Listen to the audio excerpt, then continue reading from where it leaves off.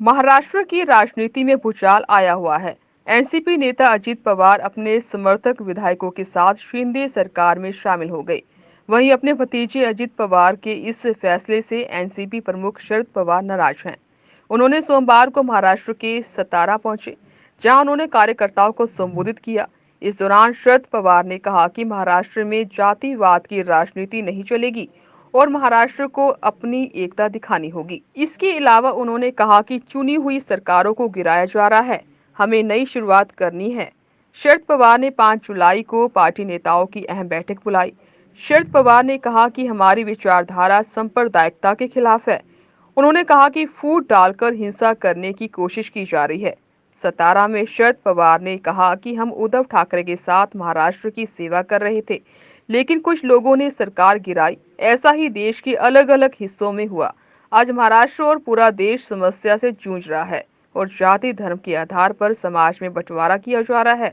NCP प्रमुख शरद पवार ने अपने मार्गदर्शक और महाराष्ट्र के पहले मुख्यमंत्री यशवंत राव चौहान को कराड़ में उनके स्मारक पर श्रद्धांजलि भेंट की। आपको बता दें कि एक तरफ जहां शरद पवार ने सतारा में रैली की और एनसीपी नेता लगातार शरद पवार का समर्थन करने की बात कर रहे हैं, वहीं दूसरी तरफ अजित पवार का खेमा भी सक्रिय है। मंत्री पद की शपथ लेने वाले सभी मंत्री आज सुबह ही अजित पवार के आवास पर पहुंचे हैं। महाराष्ट्र की राजनीति में भूचाल आया हुआ है। एनसीपी नेता अजित पवार अपने समर्थक विधायकों के साथ शिंदे सरकार में शामिल हो गए। वहीं अपने भतीजे अजित पवार के इस फैसले से एनसीपी प्रमुख शरद पवार नाराज हैं। उन्होंने सोमवार को महाराष्ट्र के सतारा पहुंचे, जहां उन्होंने कार्यकर्ताओं को संबोधित किया। इस दौरान शरद पवार ने कहा कि महाराष्ट्र में जातिवाद की राजनीति नहीं चलेगी और महाराष्ट्र को अपनी एकता दिखानी होगी। इसके अलावा उन्होंने कहा कि चुनी हुई सरकारों को गिराया जा रहा है, हमें नई शुरुआत करनी है। शरद पवार ने 5 जुलाई को पार्टी नेताओं की अहम बैठक बुलाई। शरद पवार ने कहा कि हमारी विचारधारा सांप्रदायिकता के खिलाफ है। उन्होंने कहा कि फूट डालकर हिंसा करने की कोशिश की जा रही है। सतारा में शरद पवार ने कहा कि हम उद्धव ठाकरे के साथ महाराष्ट्र की सेवा कर रहे थे, लेकिन कुछ लोगों ने सरकार गिराई। ऐसा ही देश के अलग अलग हिस्सों में हुआ।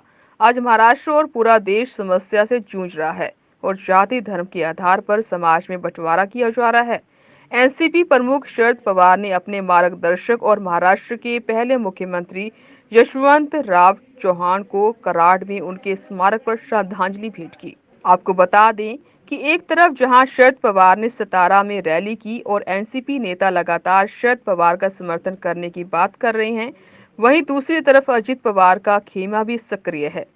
मंत्री पद की शपथ लेने वाले सभी मंत्री आज सुबह ही अजित पवार के आवास पर पहुंचे हैं। ऐसे ही देश और दुनिया भर की खबरें देखने के लिए देखते रहिए ओ अच्छा। शुक्रिया।